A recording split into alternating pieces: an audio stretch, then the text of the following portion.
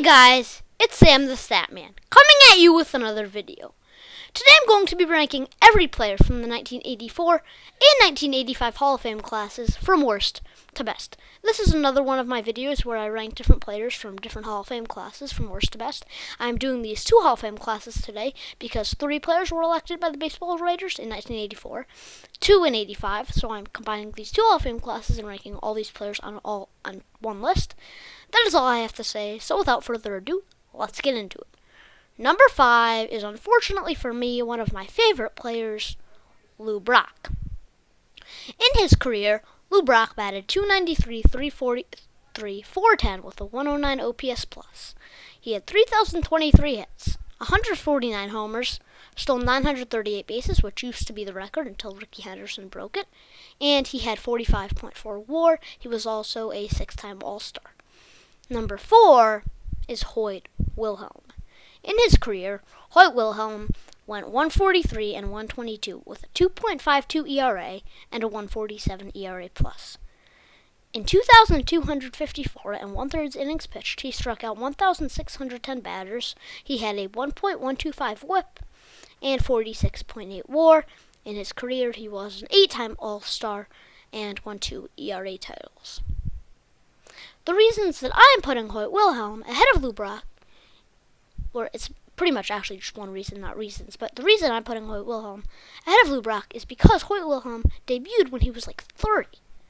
Actually, I think it might have been 29, but somewhere around that age, which is most players like towards the end of their prime or somewhere in their prime. And that was his debut year. He didn't get to experience all the other stuff from his other seasons where he would have been great. He debuted when he was like 29 or 30.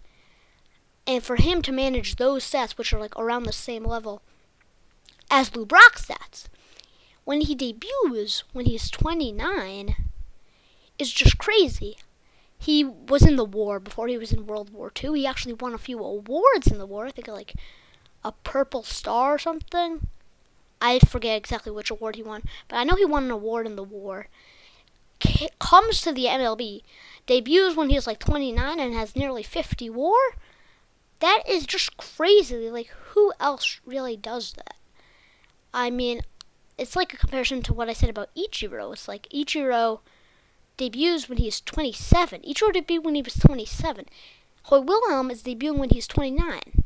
Like, it's crazy.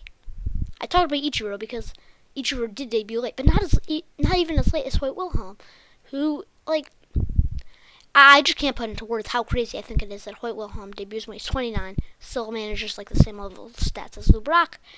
It is really crazy, and that is why I'm putting Hoyt Wilhelm at number 4 on this list.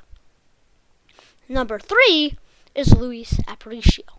In his career, Luis Aparicio batted .262, .311, .343 with an 82 OPS plus.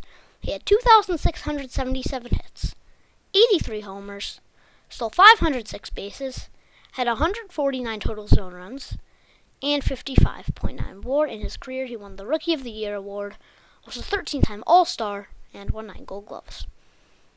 Number 2 is Harmon Killebrew. In his career, Harmon Killebrew batted .256, .376, .509 with a 143 OPS plus. And before I continue talking about his stats, I'd just like to say, having a 120 difference between your batting average and your on-base percentage is crazy, which is what Harmon Killebrew did.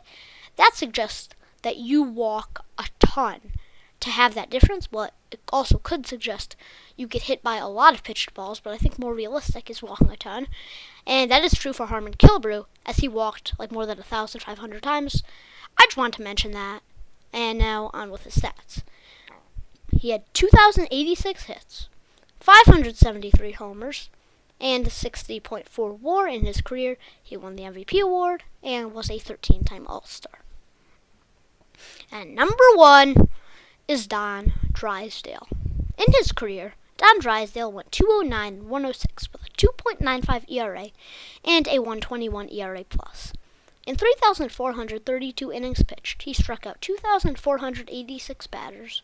He had a 1.148 WHIP and 67.1 WAR. In his career, he won the Cy Young Award and was a 9-time All-Star. What's crazy is that Don Drysdale had all these stats, definitely number one on this list. Has nearly 70 WAR when his career was like 14 seasons long, which suggests an average of almost 5 WAR a season. And I think for some of the seasons, he barely even played. It was like maybe 13 real seasons. That's like just an average of somewhere around like 5 WAR a season. And that's just great how Don Drysdale only plays for like 13 or 14 years, but still manages to be number one on this list. That's great.